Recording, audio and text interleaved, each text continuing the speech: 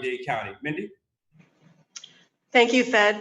I just want to say that, as a teacher, as an educator, my husband's an educator, like Fed said. We have our youngest son who was diagnosed a little less than a year ago with a chronic digestive disorder and an autoimmune disease that, attacks him, his own body attacks himself.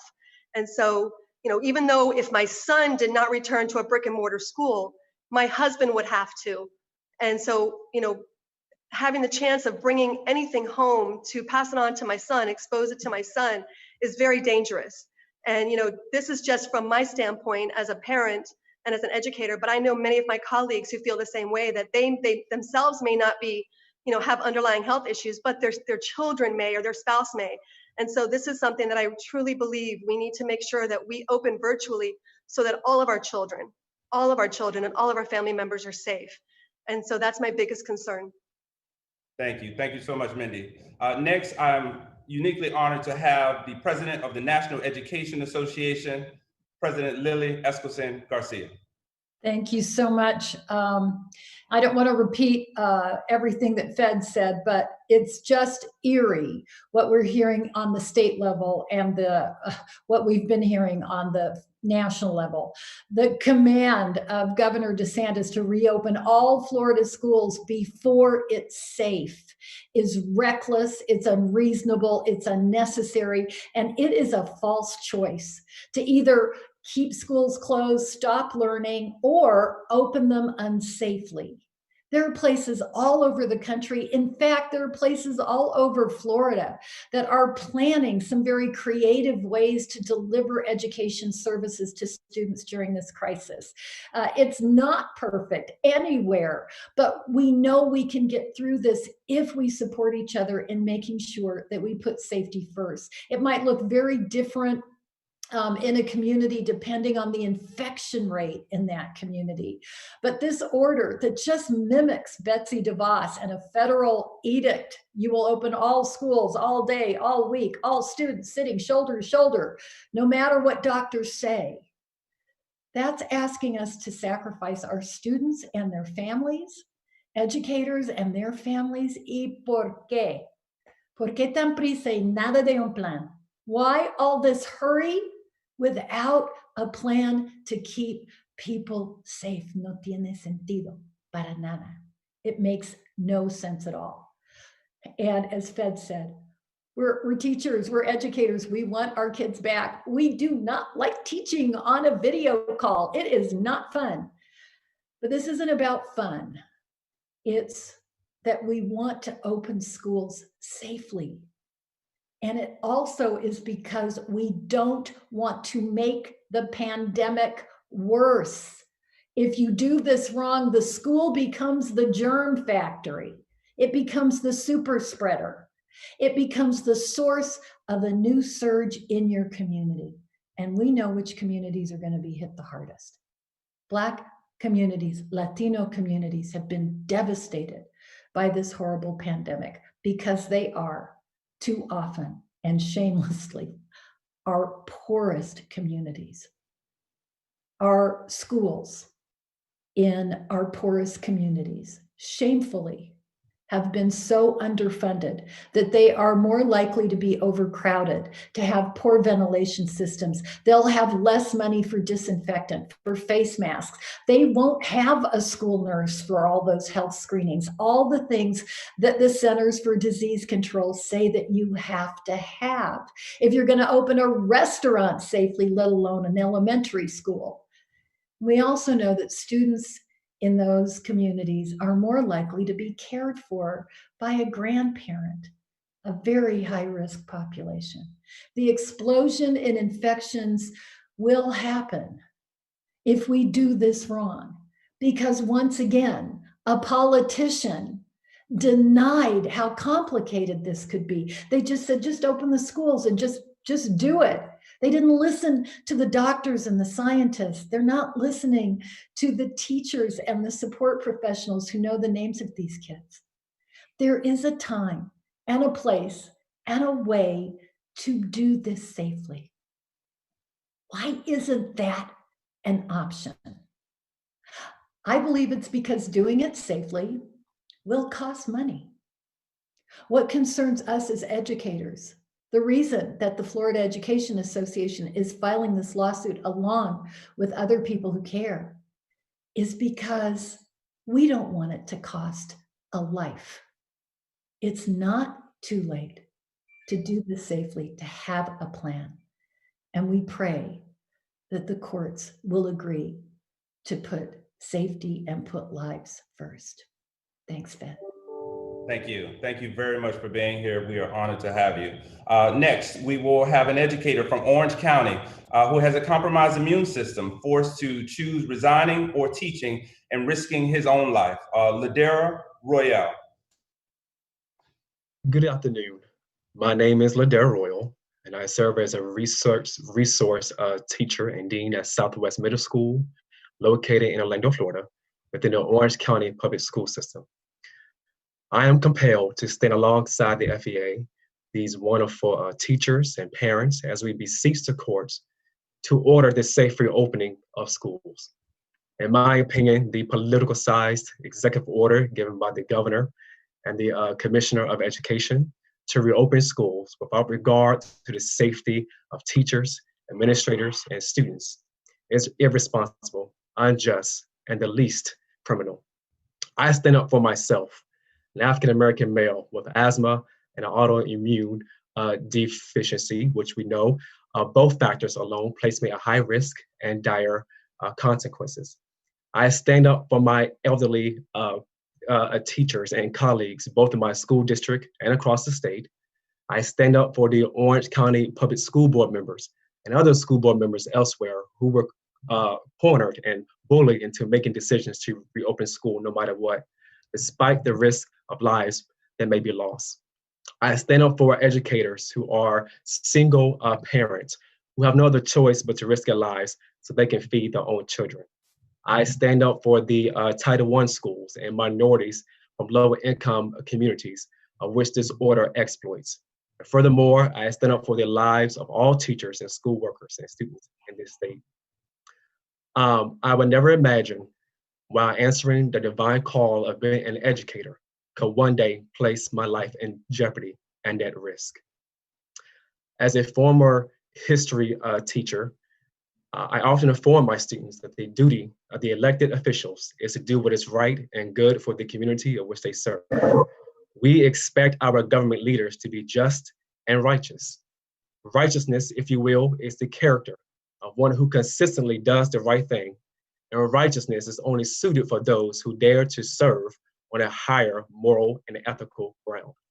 So I encourage every teacher, support staff, parent, every school board member in our school districts, stakeholders, and the communities at large to join us in this cause. Thank you. Thank you very much, Ladera. We appreciate you and what a compelling story you have. Next, we're going to introduce a Broward teacher, Stephanie Beth Miller. Just by way of background, Stephanie had COVID and was on a ventilator for 21 days. And she is one of ours. So thank you, Stephanie, for being here, and thank you for being a plaintiff. Thank you. As you said, I've been teaching in Broward County for 22 years. I really have no underlying health issues other than asthma that I get seasonally or with the flu. And it just so happened I was getting over a flu and was asthmatic when COVID broke out. So by the end of March, I caught COVID. 21 days on a ventilator, 2 months in the hospital, 8 days in rehab, and now I've been home for 6 weeks getting physical therapy, occupational therapy, and speech therapy daily. It's a long journey. I don't wish this on anyone. I, of course, want to go back to teaching, but it needs to be safe. There's no way that children can sit in their seat for 6 hours wearing a mask and not feel the stress of this situation. No, teaching online is not optimal, but it's best to keep teachers, personnel, families safe. I have a long road ahead of me, but I'm determined to get better. And my reason for doing this is to protect our young and to protect other teachers and people that work in the school. Safety first, but of course education is important. We're going to do our best to educate however we can and make this a positive experience for our students in a safe way. Thank you. Thank you. Thank you very much, Stephanie. We appreciate you being here and thank you for your efforts. Godspeed to you. We lost one of our colleagues yesterday in Pasco County, a teacher to a battle with COVID. So, so thank you that you are here. Again, thank you for signing on. And we have one more speaker, and then we're going to have one of our lead lawyers right after this next young lady. But before she speaks, I want to let all of the media know on the call that we have two more plaintiffs that will be joining this lawsuit. The NAACP State Conference, President Adora Obianweze will be joining this lawsuit, and the National NAACP will also join this lawsuit. Their president is Derek Johnson. I want to thank Randy Weingarten for your help and having those conversations, and really you and Lily for leading this charge so we open our schools in a safe way through the national organization. Without further ado, the president of the American Federation of Teachers, Randy Weingarten. Thank you, Fed, and I will take my mask off now. I came down to Washington today for the first time in a couple of weeks, and I am in a building that I'm not used to. And so the building requires that we wear masks all the time, and the building requires all sorts of other safety precautions. The airline that I was on today advertised themselves as making sure that they had HEPA filters, good ventilation. They made sure that everyone was wearing a mask. They made sure that all cleaning was done. My point in saying this initially is that these safeguards are being done by commercial interests. Why are these not the bottom line safeguards in every school in the nation? And these safeguards are being done when there are planes going into places where there is less virus. Why are we not doing in the United States what every developed nation did? No developed nation sent their school children back to school with this level of virus. And frankly, the fact that one has to sue a state to do what Texas just did last week, what California did last week, is mind-boggling to me. It shows a depraved indifference to human life that we are having this conversation in Florida right now. Florida has, as Fed just said, some of the most significant surges in the United States.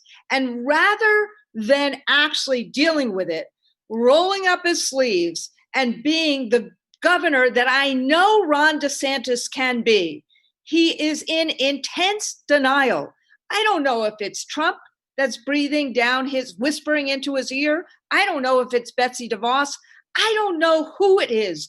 But number one job, which is embedded in the Florida Constitution, is that a governor, a Department of Education secretary, every school board member, every official in Florida has the sacrosanct obligation of keeping their people safe. Florida did this initially in terms of in March, in April, but something then happened. And first we saw it with our seniors and with nursing homes, and now we see it with our kids and our educators and all of their families. The bottom line is no one should have been forced to take this lawsuit. This lawsuit is about trying to get the governor, the mayor to actually do their job and keep people safe. And as Lily said, not pit or make a false choice between education and safety. Last thing I'm going to say is this. This is why the NAACP is joining us, because everyone understands that someone has to step forward to keep people safe. Someone has to make sure that the Florida time-honored tradition of letting localities make this decision has to be honored. Someone has to make sure that our kids education is not pit against their safety, and their teachers' work is not pit against their safety. We want to be in school, but we want to make sure that schools work for kids, that they feed kids, that they have the resources that they need. That requires us to tackle the virus first and foremost. It requires real plans and imagination as to how to make them happen, and it requires resources. I'm honored, Fed, that we are on this lawsuit, and we will do as a national organization. I'm honored that we are here today. We are not on the lawsuit. I'm honored that we're here today, and we as your national affiliate will do everything we can do to make sure not only are our members safe, but our community safe, and that we do not lose a generation of children because of the denial and the recklessness. Thank you. Thank you. Thank you, Randy. I appreciate it. Thank you for your passion and your effort to help the 150,000 people who we represent in the Florida Education Association, but bigger than that, the 2.8 million children who will attend our public schools one way or another once we open. Before I bring out our lead attorney for today, I want to say that there are a team of attorneys that are on this Zoom call: Ron Meyer, Mark Richard, Kendall Coffey, as I mentioned before. Our general counsel at FEA is Kimberly Minchin, and we have also the backing of the NEA and the AFT's legal department as well. So wanted people to know that. Without further ado, I'm going to turn it over to Kendall Coffey so that he can give you just some legal expertise about the lawsuit in terms of the counts. Okay, Kendall? You're on mute, Kendall.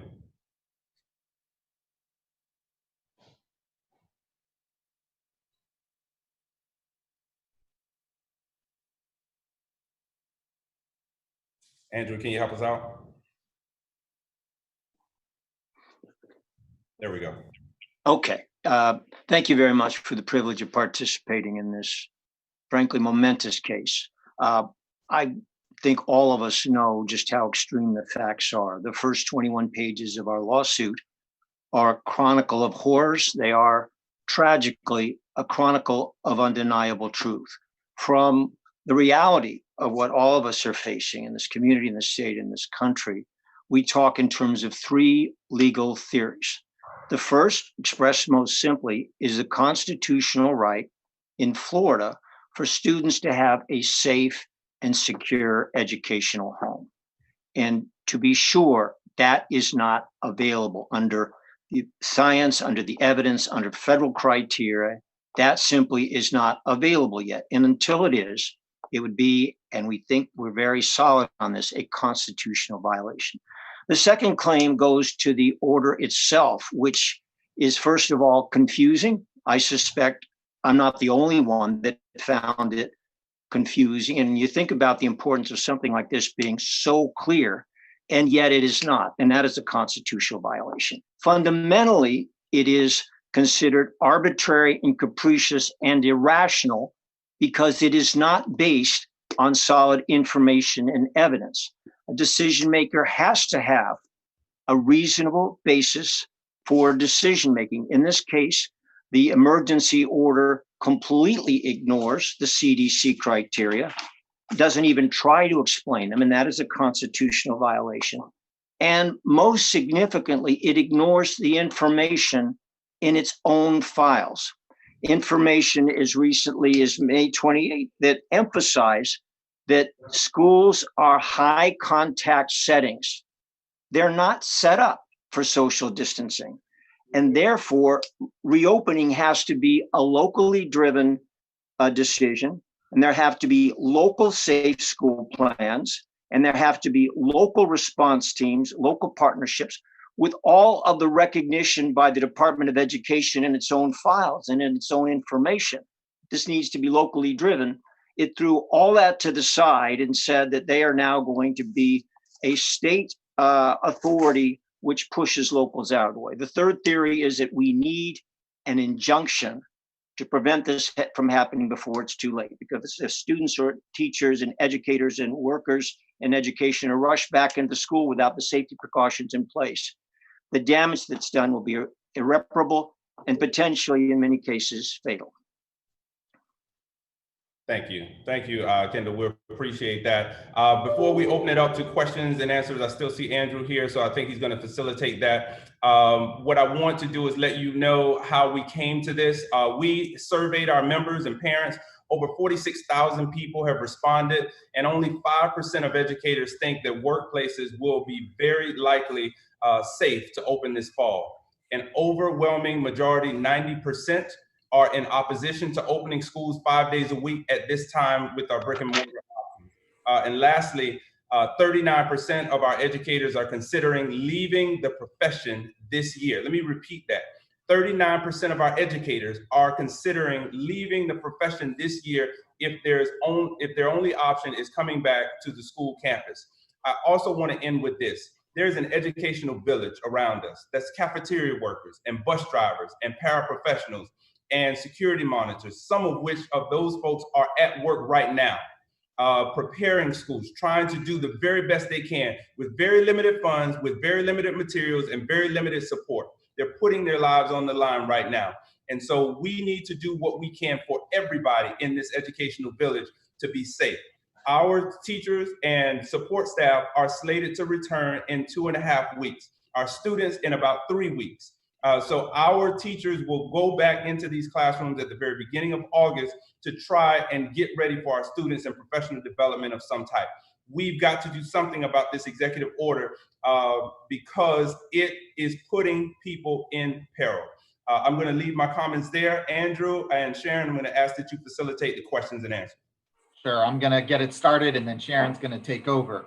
To raise your hand again, just click on participants at the bottom of your screen and then raise your hand. If you are on the phone, *9 will raise your hand.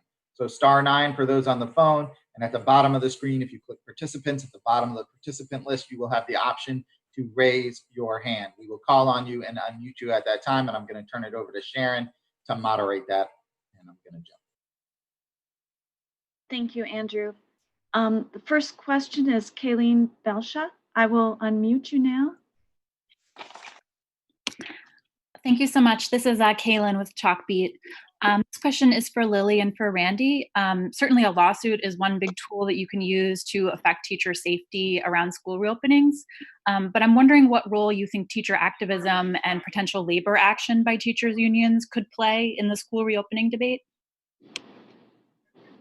I'll jump in quickly. We are being very responsive to our affiliates all over the country. We have some of the tiniest little rural affiliates, and Randy and I are both national presidents for UTLA in Los Angeles, a merged local, and everything in between. And so they are, I'm telling you, all over the country, people are looking at whether or not good decisions are being made by people in very powerful positions. The places where we have a lot of hope are places where those politicians, whether that's a school board member or a mayor or a governor, are putting the right people together. They've got the special ed parent, they've got the school nurse, they've got the third grade teacher.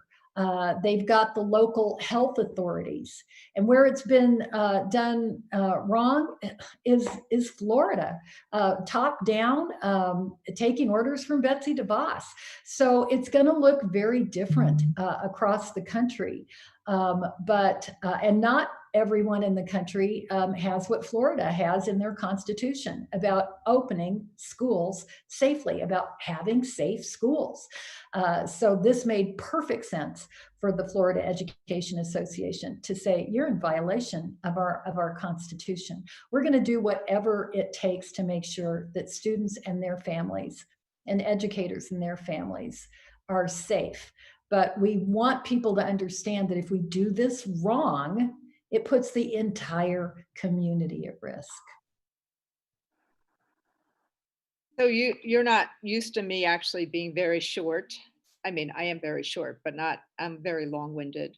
But let me just say, given the circumstances in the last few weeks and what we've seen in places like Arizona and Florida and other places, we can't rule anything out anymore. We have spent the time since April trying to figure out not whether, but how to reopen safely and how to ensure that our kids are not hurt and that they get what they need, particularly in light of the three crises that face them and their families: the health crisis, the reckoning with racism, and the economic crisis. But the recklessness that we've seen on the part of the president, on the part of Betsy DeVos, on the part of certain governors, mean that it is up to now teachers, other educators, families, parents, to do what's right for our kids and what's right for our communities.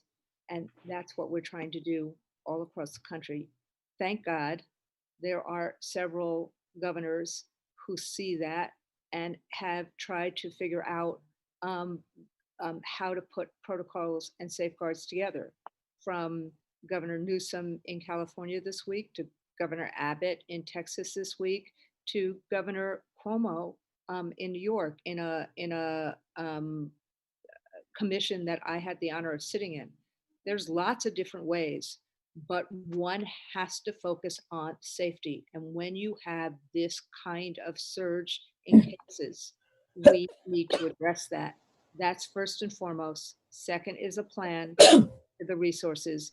And if those things don't come together, you can't rule anything out when it comes to the safety and well-being of our kids and of the educators that teach them and that help make them soar. Thank you. Thank you.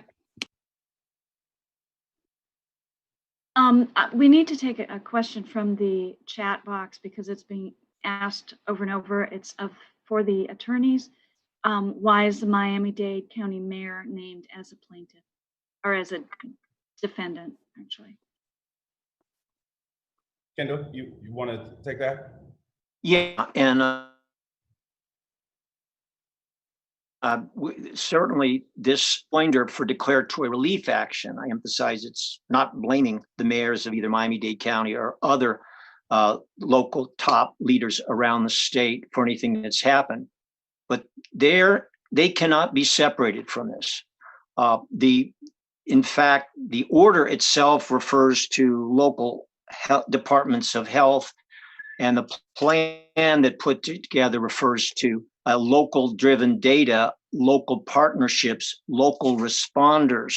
So in light of the way it is structured, this will not be exclusive of the senior-most county officials. And of course, as we know, Mayor Jimenez, just like other situations where there is a final county decision maker, has issued a number of proclamations, emergency orders based on health issues involving the virus.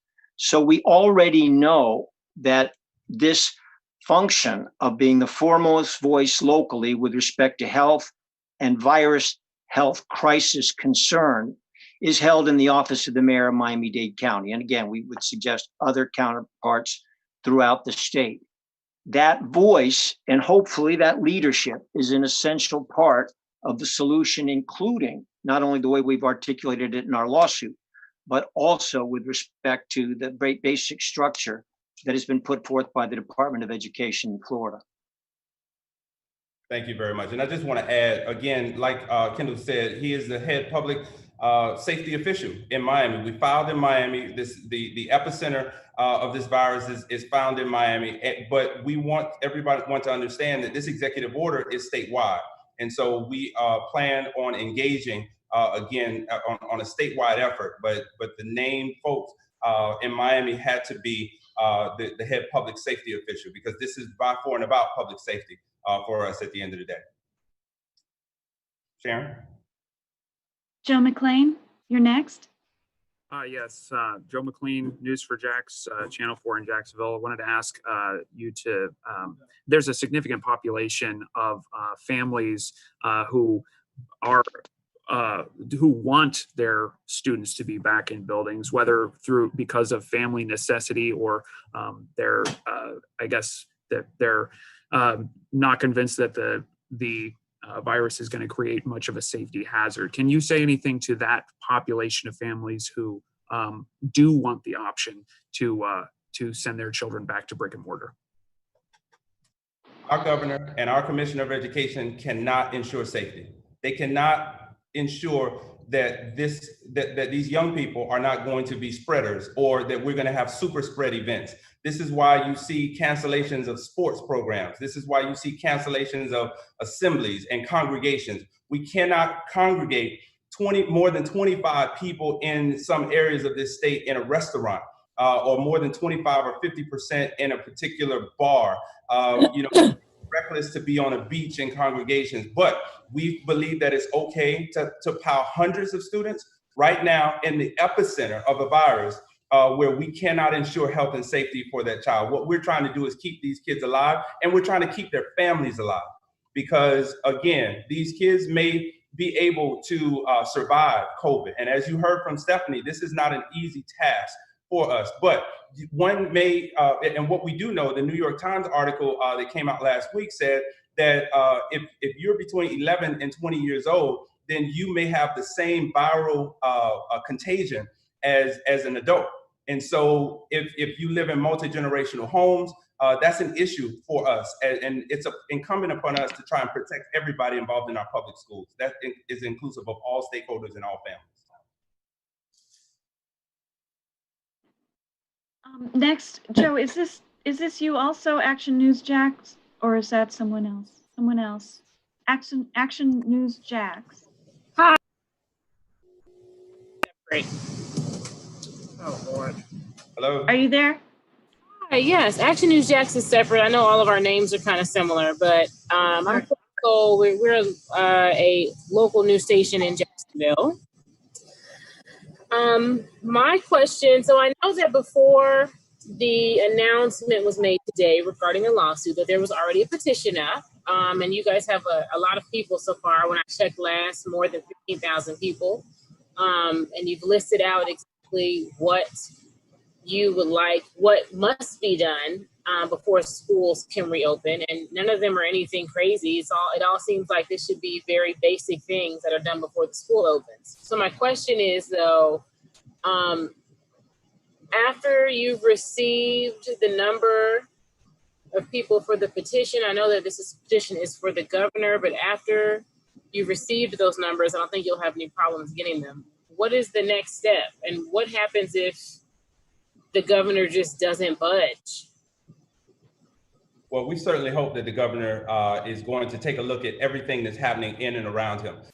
We don't have this virus under control in the state of Florida. That's very obvious. We're leading the nation. We're winning a race that we should not be winning in terms of the viral spread, in terms of the positivity rates, in terms of ICU beds, and the impact on all of us. And so what we want the governor to do is enact a reasonable a reasonable plan. Right now, we got a slogan. We're going to open schools. That's a slogan. That's not a comprehensive plan. There's no thought process put behind it. And there's no money put behind it, because what we know is it's going to cost us more money to educate kids moving forward than it did in the past. We need testing, tracing, and isolation. We need clean buildings that have proper ventilations. We need to ensure that we can social distance in all of our schools. We need a mask plan that we have not instituted here in the state of Florida. We need to understand what reasonable accommodations are. If an adult cannot go back into a school or won't go back into a school, what happens with that teacher? All of these things we're asking the governor to consider. We're in fact, with this lawsuit, we're insisting that he consider. So we're going to push as hard as we can. We have the petition going, we have this lawsuit going, and our members are more active than they've been in quite a long time, because you see them at school board meetings, and you see them on different Zoom calls, and they're organizing themselves to mount up a campaign to push this governor to a right decision. Next up, we have Colleen Wright.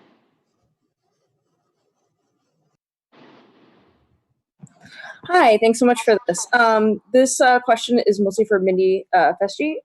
Mindy, I'm sorry, I had some technical trouble and missed the first part of what you said, so I'm asking this question without much context, but it seems like Miami-Dade and Broward, the superintendents in Miami-Dade and Broward, have said that they're not going to reopen if conditions continue the way they are, with Miami and most of South Florida being in the epicenter of the coronavirus. And the Miami-Dade superintendent has also said that the school district is in compliance with the emergency order because it has a flexible plan. So it seems like Miami-Dade County might be in a different boat. So why is it so important to join this lawsuit, given those things that it seems like these counties are already saying that they're going to operate on their own and do what they think is best? And also just why call it Jimenez? I'm still kind of unclear. I know that the lawyer Kendall Coffey spoke, but why Jimenez is really roped into this. Thank you. Thank you for the question, Colleen.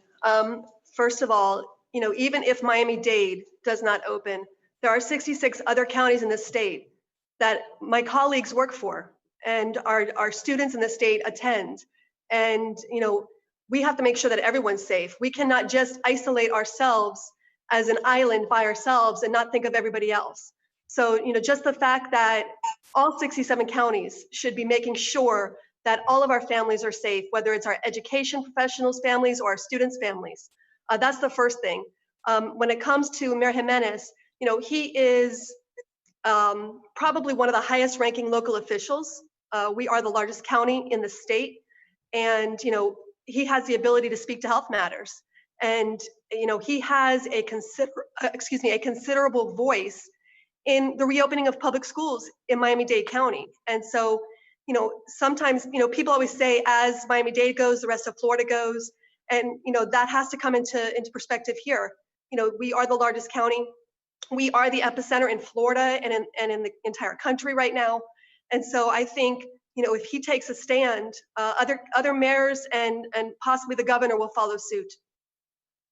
Mindy, let me just add to that as well. For Miami-Dade County, we have seen some very courageous steps by the superintendent down in Miami, along with their union president, Carla Hernandez-Matz. They seem to be joining together to ensure health and safety down in Miami. But remember this, if the superintendent does not open with a brick and mortar, he is in violation of the executive order. The executive order will come with punitive measures. It says that they won't qualify for the waiver for the FTE funds, and that may potentially restrict dollars coming from Miami-Dade County. So although we're seeing courageous steps, we're hearing all of the right things coming from Miami-Dade County for the superintendent, their school board, their union. They would be in violation of this executive order. And this is why it's so important for us to get this executive order thrown out, because there's a punitive measure that says if you do not have the brick and mortar option, then there are possibilities of punitive damages to the particular school districts, inclusive of Dade County. Sharon? All right, next we have Arlie. Are you there, Arlie? Yes, hi. Good afternoon. I was wondering if I could have a question answered in Spanish from Lily. I believe she's still Sure. there. There she is. Yes. Sí, buenas tardes. Mi pregunta en español sería para Telemundo. Sería, ¿cómo esta orden viola la Constitución? Si nos puede explicar esa parte. La Constitución en Florida es formado para garantizar un ambiente en una escuela de seguridad, que necesita estar saludable y seguro. Y este es contra de los órdenes del gobernador, quien dice, no importa si tenemos un plan para abrir y garantizar que este es una escuela saludable para los pequeños y los grandes en este ambiente. Y este es peligroso y no es necesario. Ok, ¿y por qué es lo que están pidiendo ustedes en esta demanda? Explíquenos. ¿Qué es lo que están pidiendo en esta demanda? En esta demanda es muy simple. Solo es para poner fin a este orden, para abrir las escuelas por orden del Estado. Este es en las manos de cada distrito donde hay school board members con esta responsabilidad. Elegido para hacer este tipo de decisión, no el gobernador. No es, es en las manos de la gente que viven en las comunidades, y la decisión es saludable, es seguro para abrir o no. Muchas gracias. Sí.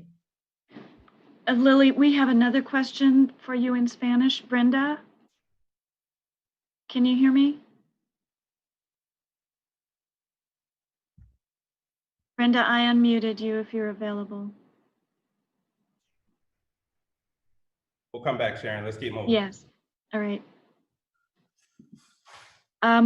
Marlene Sokol is up next.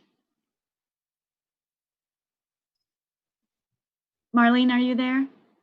Yes, I'm here. I'm here.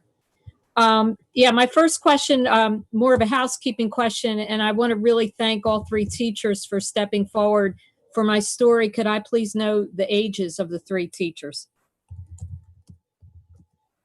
So if you're comfortable doing that, I don't know if that's in the legal stratosphere or just in the social stratosphere, but. I don't mind. I'm 53 years old. Okay, a speedy recovery. I really. It's not a speedy recovery. No, but no, I'm I don't mean it is. I'm wishing you a speedy recovery. I'm sorry. Thank you. That's what I meant, is for you to feel better. Yes, thank you. I am. Thank you. Mindy? I am 51. Okay, thank you. And Ladera? I am 35. Okay, thank you. And I have another question for Mr. Ingram, and I'm going to be a devil's advocate here because I know what you're asking for. It is life and death, and certainly it's not unreasonable, you know, for your members to be safe and for children to be safe. However, what would you say to families who desperately want their children to be back in brick and mortar school? And I'm not just saying because they need childcare, although in some households that is a compelling reason, but I'm talking specifically about the special needs child who is regressing, or the child who is struggling to learn how to read. And once they fall behind, they might never catch up.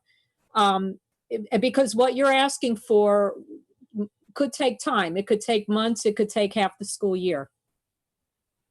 Yes. So thank you for the question, and I'm going to ask Randy to follow up behind this answer as well. I'll give you a very short answer. We have young people die from this virus. Young people die from this virus. I don't want this government, this state government, to play Russian roulette with your child, because it could be your niece, it could be your nephew, it could be your granddaughter, or it could be your own son or daughter. Let's keep these kids alive. Let's keep their grandmothers who have underlying issues. Let's keep the folks who have potential to have this potential virus from a kid who goes to school. There's so many unanswered questions while people are dying around us. We're leading the nation in COVID cases in the entire nation. To me, that is first and foremost. We will deal with the academics. We're not saying we're going to close schools. We're going to teach. We're going to teach as best we can with distance learning, with virtual school. We're going to put all of what we're asking for the government to do is infuse money into our state government so that we can deal with mental health services. We can deal with counselors, and maybe we have to do that through Zoom or through, some connectivity issues. This is not normal. And this is not hopefully not going to be our new normal, but something is very different about the times that we're in right now. And so the very people who are as vulnerable as they are right now will potentially be hurt even more if they are in schools. And so what we're asking for is just to give us some time and give us the funding and give us the support that we need to ensure health and safety for everybody. Randy? Thank you, Fed. Some of us actually suggested that places, when they didn't have virus out of control, start slowly over the summer and start trying different kinds of things, particularly to see what could be done safely, what could be done securely. That's what we've been doing with childcare in places all throughout the country. See what works, just like we study what's going on in Europe and South Korea. You see the kinds of things that work, and you start with kids who are most vulnerable. There are things that we could be doing over this course of this month if one did not try to make this a one-size-fits-all 5-day-a-week, as if there was no virus routine that's going on in the state of Florida. What happens if you could put up tents outside schools? What happens if we could learn from what was going on in terms of childcare, what the things that we've done and how you slowly deal with and the kids who are most at risk? This is not an all versus none situation. This is, let's make sure we have real plans that focus first and foremost on safety, and then very slowly and gradually and responsibly work with the kids who are most at risk. But right now, let's be clear, every single district in Florida is violating an executive order if they try to do any of this. This is not about a false choice between kids and parents and teachers. It's about trying to make sure everybody is safe and we help all kids. Thank you very much, both of you. Thank you. All right, Joe has a follow-up question. Yes, thank you. I just had wanted to ask about the court process. The first day of school for many districts is coming up. It's just a couple of weeks away. What legal action or what is there anything that this lawsuit is going to do to make any difference this late in the summer? Kendall? Well, that'll depend on basically on the judge. I hate to give you such a lawyer's answer, but the lawsuit is filed. The lawsuit itself is not impose any limitations on whatever the governor or the Commissioner of Education can do. It's not, in effect, creates its own order or its own injunction.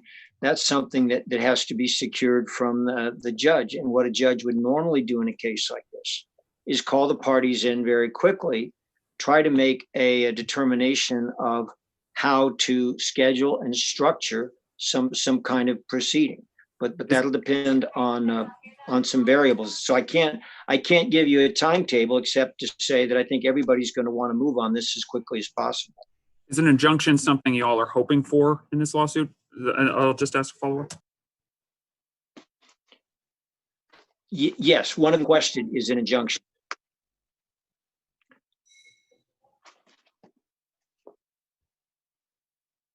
Thank you.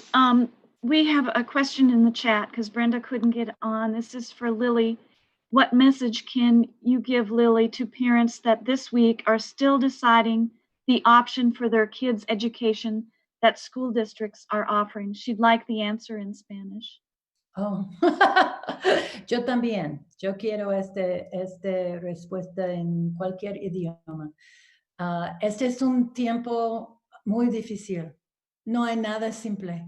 No hay decisión simple.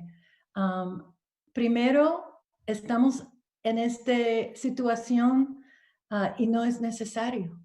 Estamos aquí por falta de decisiones sabios de los políticos. Pero estamos aquí y necesitamos hacer lo que necesitamos hacer. Y primero, es importante para cada padre para saber lo que está pasando en su comunidad. Es muy diferente en una comunidad muy rural, tal vez de distancia, que en Miami. Lugares muy diferentes, tú vas a tener opciones muy diferentes. Lo que sabemos es un orden del gobernador para tratar todos como es lo mismo, igual, es un error. Padres, pregunta a los directores de la escuela, de los maestros, del school boards en tu comunidad, ¿cuáles son las opciones? Porque va a estar muy diferente. Y yo no tengo una solo frase para decidir es eso o eso. Y este es el punto de esta demanda. Tenemos un gobernador DeSantis fingiendo que todo es simple y no es. Nada es más complejo que esta situación. Thank you. Thank you, Lily. Sharon, let's take 3 more questions. We have Bobby Calvin. Yeah, hi, this is Bobby Colvin with the Associated Press calling. And thanks for doing this, by the way.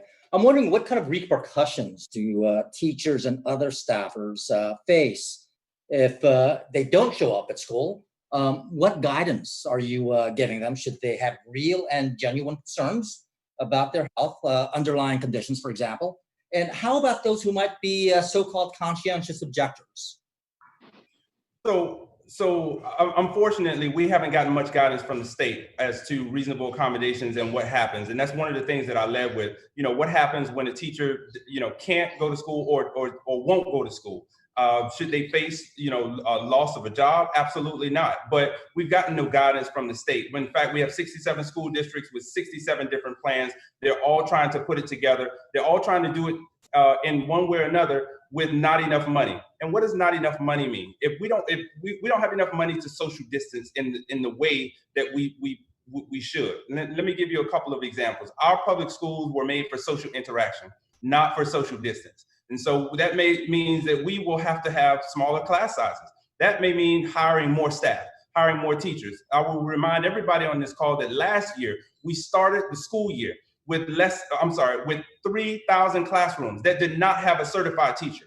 That was our shortfall then. I'm sure that is going to be wider now. What happens when we need a substitute to go in and substitute teach for a teacher that has just been diagnosed with COVID? Do we quarantine the class? Do we quarantine the students, or wing or feeder pattern?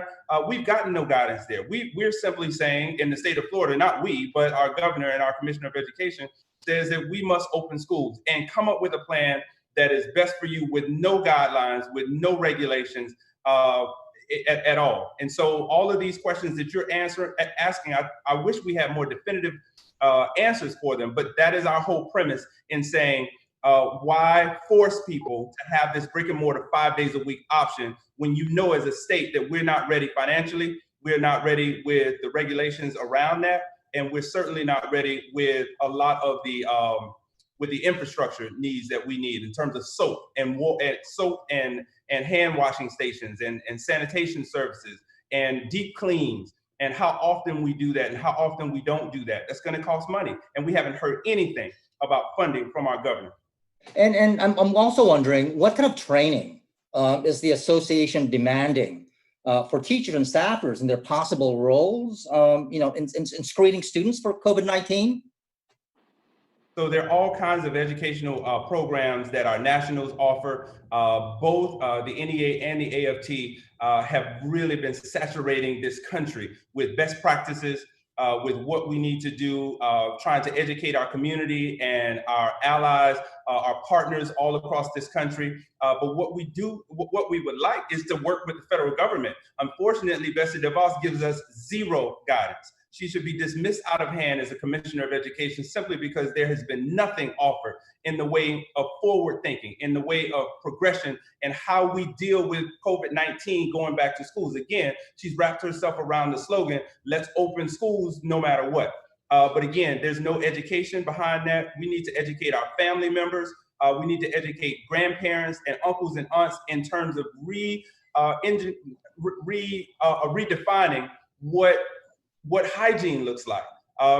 In these countries like Denmark and Germany and South Korea, many of them have hand washing mandatory every hour. That's part of their national plan. We have not done any of that here in the States, and we're looking for those kinds of guidance. Sharon? Anna, are you there? Hi, can you hear me? Yes. Hi, how are you? I had a few questions. When you guys filed the lawsuit, I asked the Department of Education for comment, and they said that if this lawsuit succeeds, it would also eliminate the provision that gives school districts the flexibility with the funding. I know that President Ingram has spoken a little bit about that, but they are claiming that superintendents were seeking this flexibility, right? If students are not in the classroom, if they study online, they wanted to have the guarantee that enrollment numbers would still be guaranteed under the funding formula. Is there a response, I guess, if regarding that specifically, the order, if this lawsuit wins, how would that affect the funding flexibility provided in the order? So again, we think the order is unconstitutional. We think that the order oversteps the commissioner's bounds to say that you have to have this option, and there's also this penalty that if you don't have the brick and mortar option. So we believe if this is successful, it will actually give some latitude to our districts to be even more creative. If you don't have to have a brick and mortar option, then you can think out of the box. You can have hybrid models. You can have virtual learning where you can have television models where teachers are on TV. Those kinds of things that you can actually think out of the box if you're not searching for this brick and mortar option and then searching for teachers who will go into those schools and paraprofessionals who will go into those schools. So we think the exact opposite, that it will give latitude and it will absolutely have districts to free think about some creative options that are going on around the country. That was the last hand that was raised. We have a question in the chat. How quickly will a hearing occur on the request for injunctive relief? Kendall? Can't predict that because there obviously you've got the governor of Florida, you've got the commissioner of education, the mayor's office, very significant players. They're going to want to look at the papers, absorb some time. But we all know that in these kind of cases, if a court decides that the situation is urgent and that it doesn't require a lot of factual development, actually, we all know what the facts are. It isn't a case where you need depositions and a lot of endless discovery process. I think it's something that a judge could get to pretty quickly, but I don't want to impose a time frame before we have an initial session with the court. Fed, that was the last question. And I want to remind reporters, if you have follow-ups or need something else from us, please contact Joni Branch. Her name and number are on the press release. Thank you very much. Let me thank Ladera, Stephanie, and Mindy for your courage, and our two plaintiffs that could not make the Zoom call today. Let me thank the NAACP, the state conference, and the nationals. Let me also give a heartfelt thank you to the president of the National Education Association, Lily Esquelson Garcia, for your support, and to the president of the American Federation of Teachers, Randy Weingarten. Thank you for your support. And let me end by saying this. We want to be in school. Our teachers want to be in school. Our cafeteria workers, our bus drivers, our secretaries, we want to be in school. We want to teach. Given the circumstances, Florida is in the vortex. Our state government, starting with our governor, has not gotten this virus under control. Maybe we went back too early. Maybe we were reckless with beaches. Maybe we were reckless with bars. Maybe we were reckless with restaurants, but we cannot be reckless with public schools. We cannot be reckless with children's lives. We cannot be reckless with those who pour their souls into these kids every day. That's unfair. That is an unfair way of thinking. That is an unfair way of treating people who simply want to care about our kids. Our public schools are opportunities and vessels of hope. We have to have faith that they're going to be safe and secure and that they can be attained by each and every kid. And this lawsuit, unfortunately, is being brought on behalf of those kids, on behalf of those teachers, on behalf of those educational support professionals, and all of the folks who pour into these kids. And it is shameful in the state of Florida that it has to result to a lawsuit when we should be getting our classes together, doing lesson plans, doing pre-planning, going to professional developments and encouraging our colleagues, hey, this is going to be a bigger, better year than it was last year. Shameful that our governor has to get to this point that we have not given the thought process and the comprehensive levels of thought that it takes to open our public schools here in Florida. We do not want to be the petri dish for the nation. You will not experiment on our classrooms to see if it is going to be a super spreader event or not. We are not going to stand for that, and we're not going to back down to a governor, to a commissioner of education, nor will we back down to the president of the United States or Betsy DeVos. I want to thank everybody for coming, and we will be available for press all day. Thank you all very much, and we'll see you soon.